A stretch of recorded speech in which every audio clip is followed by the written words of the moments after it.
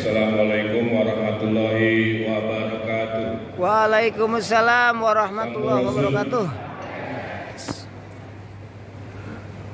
Alhamdulillahirabbil alamin.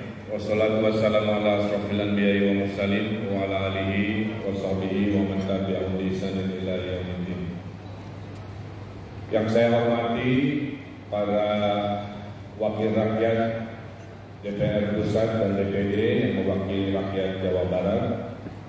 Acara ini spesial dihadirkan di Jakarta dalam rangka tokoh-tokoh Jawa Barat membisiki saya ingin bersilaturahim untuk mendekatkan diri kepada wakil-wakil mereka di pusat. Yang saya hormati para tokoh-tokoh masyarakat Jawa Barat, para sesepuh, tokoh ulama yang kami banggakan.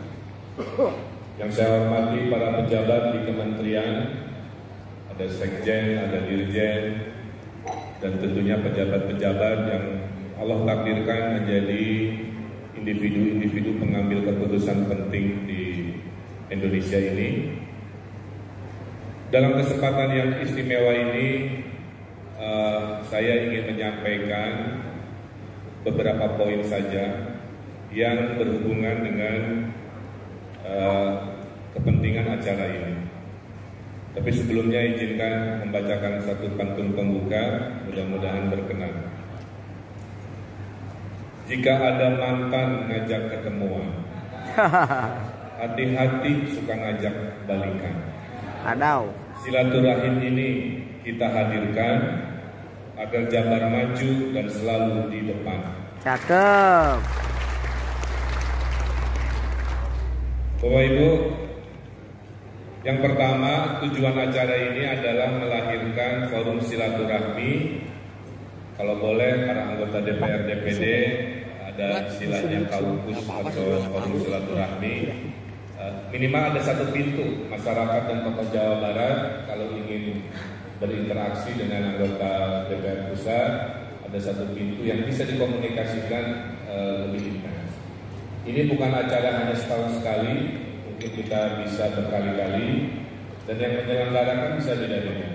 Mungkin forum silaturahmi itu yang sebaliknya mengundang, atau bagaimana, saya kira kita sesuaikan dengan kebutuhan. Yang kedua, memang ada hal yang ingin kita sampaikan, yaitu dukungan akses APBN yang kami kadang-kadang tidak paham pintu-pintunya seperti apa, yang sering mungkin masuk ke agenda-agenda anggota DPR pusat yang mudah-mudahan dengan kecintaannya kepada Jawa Barat memberikan koordinasinya untuk kita follow up menjadi dukungan.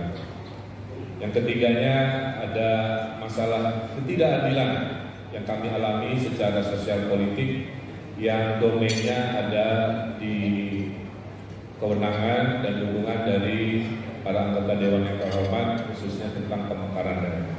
Izinkan saya tampilkan satu data yang cukup menyedihkan terkait masalah keuangan kita. Enggak. Jadi Bapak Ibu, kalau kita bandingkan Jawa Barat dengan Jawa Tengah dengan Jawa Timur, kita penduduk hampir 50 juta, tapi hanya diurus oleh 27 kepala daerah. Kita lihat Jawa Timur 38 juta, diurusnya oleh 38 kepala daerah. Bahkan Jawa Tengah yang jauh lebih kecil 34 juta, diurus oleh 6 daerah lebih banyak dari Jawa Barat. Kalikan jumlah anggota dewannya, berarti atensi per individu masyarakat Jawa Tengah dan Jawa Timur itu lebih diberi atensi oleh negara ketimbang Jawa Barat. Berikut. Nah, kalau kita lihat, ini adalah dana-dana dari APBN transfer, menggabungkan angka-angka yang masuk ke seluruh daerah.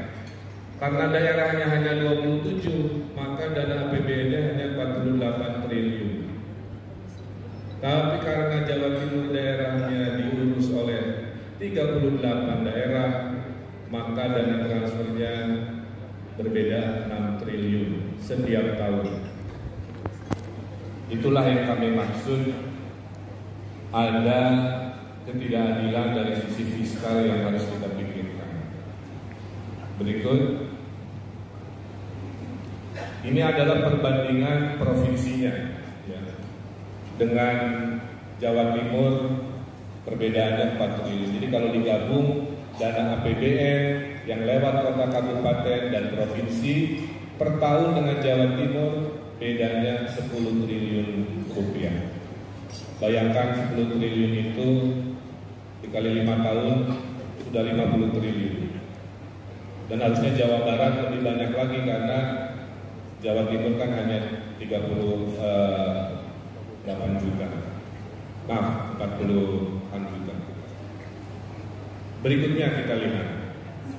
Desa sudah penduduknya 50 juta, desanya hanya 5.300. Di Jawa Tengah penduduknya 34 juta. Kalau tidak salah tadi ya. Jumlah desanya 7.800. Coba bayangkan. Jadi kalau dibandingkan dana desanya yang rata-rata semiliar sekian per desa, Jawa Tengah dikasih APBN 2,3 triliun lebih banyak dari desa-desa Jawa Barat. Maka apa yang terjadi Bapak Ibu? Di Jawa Tengah dana desa sudah mulai urusannya untuk ekonomi sosial. Di kita masih urusan irigasi, aspal jalan, untuk hal-hal karena desanya terlalu luas dengan dana yang sama. Nah, jadi cerita ini yang mohon jadi atensi dari para wakil rakyat di pusat. Mudah-mudahan keadilan terhadap rakyat Jawa Barat ini bisa diperjuangkan,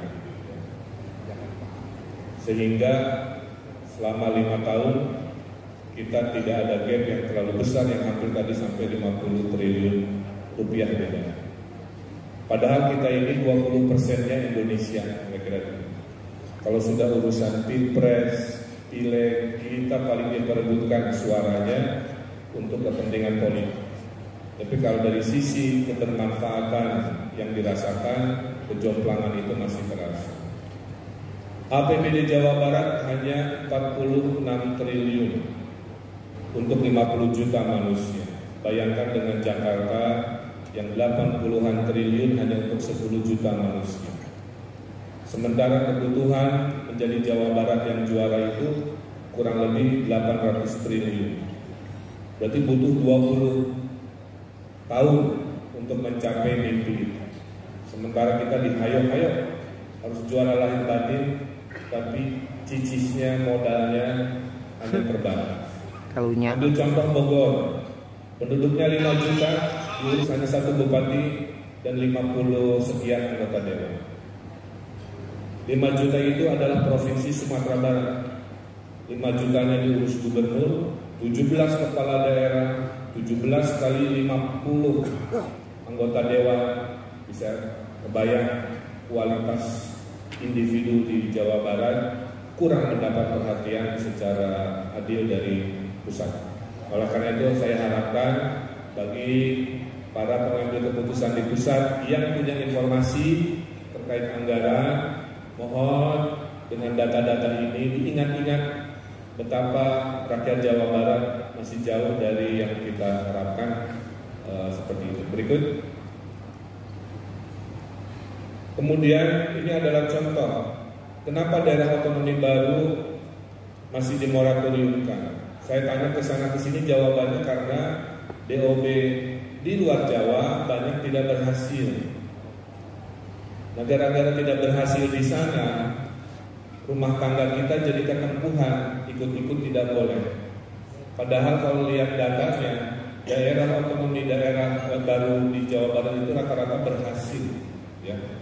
Ada Banjar yang seringkali mendapatkan penghargaan di mana-mana, Pangandaran sebagai kabupaten yang pengangguran yang paling rendah se-Jawa Barat itu ada di Pangandaran. Kota Tasik, dan lain sebagainya. Berikut. Nah, kalau diperbandingkan dengan kabupaten-kabupaten asalnya, rata-rata IPM-nya juga sudah lebih baik atau mendekati kira-kira begitu. Berikut. Nah, oleh karena itu sudah ada usulan versi aspirasi sekitar 21 DOB baru. Memang idealnya dari 27 itu 40 daerah. Kalau mengikuti rasionya Jawa Timur, 1 jutaan sekian satu daerah.